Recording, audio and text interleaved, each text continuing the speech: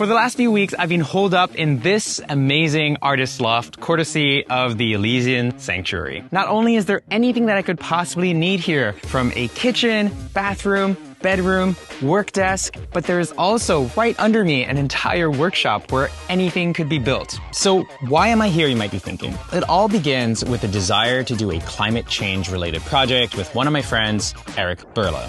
Eric is a data scientist, and for the last few years, he's been doing a ton of research to figure out where money is going within the climate space so that we could figure out how to spend that money more effectively. Now, of course, as a data scientist, he's diving through a bunch of charts and numbers, and we know for a fact that just communicating ideas through data doesn't necessarily create an emotional connection. And so we've been toying around with this idea of what would happen if we could just create something that could tell the complicated story of climate funding and climate equity within a single art piece. And I just thought to myself, you know, I really just need an illustrator. If I had an illustrator that I could work with, I could create the concept and then they could make it look beautiful, and then together we could figure out what this looks like. And so I found myself chatting with Jess, who owns this beautiful place.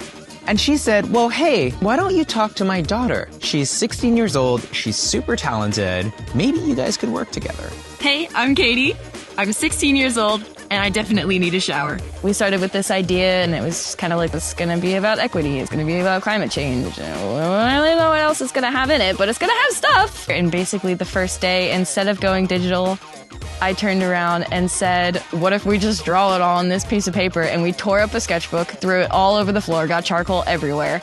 And we had this whole like collaged piece together, and it was like basically building this huge puzzle. See, we had come up with an idea, decided to sketch it out into the real world so we could get the proportions right. And now we had to bring it back into the digital world to make sure that all the elements were the exact right size. But how do you bring it back out into the real world from the digital space and make sure that all those proportions stay exactly the same? The way we ended up doing that was a television. We got some tracing paper and we just started tracing the outline of every single part of our image, which is 6 feet long. While Katie was off working and drawing, I would be off on my side, cutting each and every little piece out, trying my best not to cut off any limbs or heads or anything along those lines, which is actually quite challenging. Final sheet left to cut. Lot of little details. Working with charcoal was so hard. It's on your hands, on the floor, on your face, all over your arms. The darker that you get on the paper, the darker that charcoal on your hands get. And the darker your hands are, the darker the fingerprints all over the paper are. So now you've got these fingerprints all over everything that you have to try to like mold into whatever you're drawing. But it was definitely really important for the creation of the piece, because I feel like the emotion that you get from charcoal, I don't think that you can really get that as much from a digital platform. I think the hardest part about this project for me was filming. By this stage, we had already been working on the entire set for 2 weeks, making sure each and every detail was ready and perfect and good to go. And on top of that, you couldn't just create the set and forget about it. I had to actually take it down and rebuild it, and take it down and rebuild it over and over again for the sake of the video. It's so frustrating that I actually don't even have any behind the scene videos, but here, check this out. This is what the back of the art installation looks like. It's kind of a mess because the lights have to be placed in a very specific place. Here, there's an explosion and you don't want the lights to be facing this way because they'll shine through the mat board. You actually want the lights to be facing upwards, because the thing that you're trying to light is not this paper itself, but the paper behind it.